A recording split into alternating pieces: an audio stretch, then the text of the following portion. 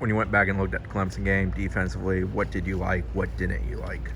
Yeah, I mean, we uncharacteristically gave up some big plays, which, is something we've been good at.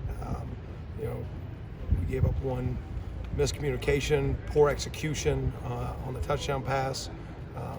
We misfit one big run that, we've been fitting right all night, but it takes one. And then the trick play after the big kickoff return, just got our eyes caught up in the wrong spot. And good play by them, not executed by us. So those were the things that obviously can't happen. And a few of those third downs are critical that we got to make sure that we do a better job. The wrong fits, is that pre-snap sort of read on a backer, or is it just the tendency just to want to run to the pile where the action's at? I mean, how do those sort of... Yeah, I think sometimes you get a case of guys want to do more than their job, and that's one of the messages. You show a play that's maybe run 10 times, when fit right, it's a 2-yard gain, it's a 1-yard gain, it's a 3-yard gain. When fit wrong, that gain goes to 12, to 15, to 18, to 20, and puts on somebody else to make up. So, wanting to do more is a good thing, but actually educating them to make sure that the job gets fitted and we build the proper wall is critical to playing good run defense. Was that a common theme with some of the uncharacteristic big plays that you guys allow? Was guys maybe trying to... Yeah, I don't want to say it's just, that's an easy fix that, hey, we tried too hard. That's not real. But I think in the run fit, sometimes trying to do too much, creates a stress on somebody else. So it's important that they see that and understand it. When you play against a good back, those guys make you pay.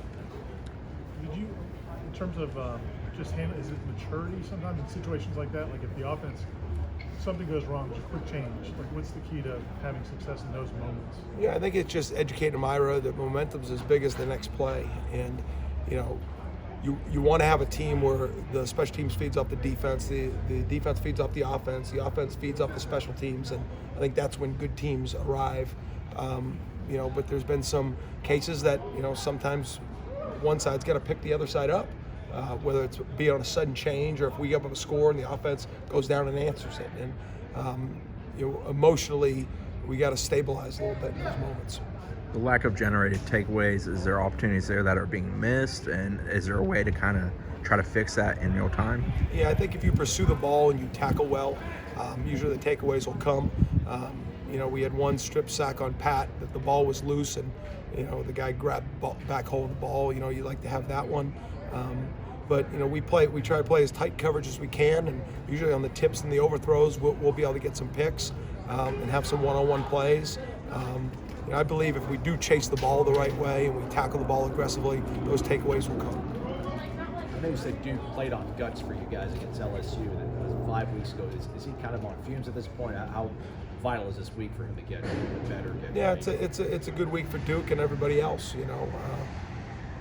Duke has had his moments that we wish he had finished a little bit better on some of the plays. Some of it's a technique thing, and some of it is him just keep getting his feet under. But we're at midpoint of the season now. Everybody's a little bit banged up, so that's just something that you got to deal with. And you're where you're at in this part of the season. Now it's part of grow with what you're dealing with. How's Darian been doing? I'm sorry. How's Darian been doing? Yeah, he's better. He's been a lot more consistent in just his technique. He gets in trouble when his eyes get all over the place, and then his feet get all over the place, and he plays catch up. He's been better staying on top of the routes. We've limited the amount that we're asking him to do at some point with where he was playing on the field, but he's given us good snaps this year. It looks like Fabian's trending in a good direction whenever the time comes for him to come back. What will that give you guys? He's part of the leadership. He's part of being a good player, and he's a physical presence. There's not many guys like him, but he definitely helps secure those inside gaps. But the guys we've had in there have done a nice job, and it's just about us being more consistent in some of them run fits, and we're working towards it this week. Is Renardo a guy that's really grown and kind of shown you a good development over these last years? Yeah, he's had his typical season of what a corner does. He's had some moments that he's been in great position, and there's been a bang play made on him. He's been in position like last week when there was 2 one-on-one balls and he made both of them. And so, I really, like where he's at, and he's brought really good competitiveness. And when things don't go his way, he's not quick to make an excuse. He's quick to accept it, move on, try to focus on his technique, try to focus on the finish, and come back and make the next one. He's done a good job responding week in, week out this year. Coach mentioned self-scouting during a bye week. Are there usually revelations when you guys do that, or is it usually what you kind of do? I don't know about, however you define a revelation, but it's, you get a chance to really look at, what I do is then I try to put on an opponent hat and watch it from that perspective. And just not only, it's easy to get the data and say, well, this is the call we're running here, and well, that's pretty consistent, but you know why it's consistent because you think it's the best thing and you're trying to measure that. But what it helps us do is say, hey, we've been running this look or this pressure or this coverage, and maybe put it in a little bit different look for the offense, and I think it gives you a chance to kind of see where you're at as far as what you've been calling, how you've been lining up, and then make sure on the weeks going up you tell a little bit different story with maybe the same look. When you grade your guys, or maybe your defense as a whole, are all drives graded equal when it comes to getting off the field? When you look at certain situations where we were in unfair, we didn't have a lot of leverage there, so we're not going to. Well, I mean, your grade, everything's graded, right? Whether it's first down to fourth down, 2-minute red zone. But I would say third downs get a little bit more weight than first downs from a standpoint of you never say we're 8 of 20 on first down. You don't hear that, right? You usually hear about third downs, red zone, 2-minute. I mean, those are situational plays that you kind of group together as a whole that you really get a little bit more specific on what you're trying to grade. Because, listen, it's a lot easier to get off the field on 3rd and 10 than it is on 3rd and 1. And so, we have these blanket third downs as this. Now, it's our job to create as many third and longs as we can because those numbers are going to go up, right? How you get off the field. But, so they're not all graded equally, but they're all graded and, just a little bit more specific depending upon the situation. Well, do you have the same expectation, like the first drive of the game when the team is on their own 25, as opposed to like the third quarter, they get the ball on 40? Yeah, there's difference. I mean, we try to be 100% on sudden change.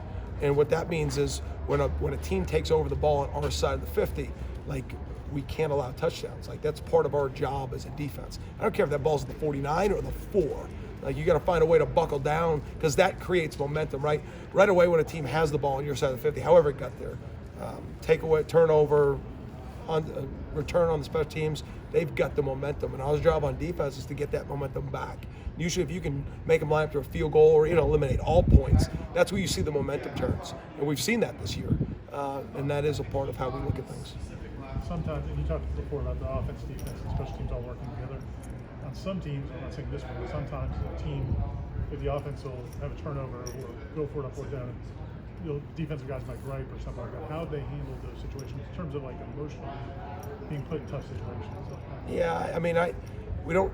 It's like pass interference. Like, things happen, and you can sit there and say, "Why is this happening to us?" or "Why?" But like, that's not going to help our football team. So I mean, there's emotional reactions to missed tackles, to turnovers. I mean, we're all human with that. But the biggest thing to me is, what is the response? What does it look like when we take the field? And like, it's our job to get stops. Our job on defense is to limit points, get the ball back to the offense. I know I've said that before, but that's the job. I don't say that based on where the ball is, and we need to be better in those moments.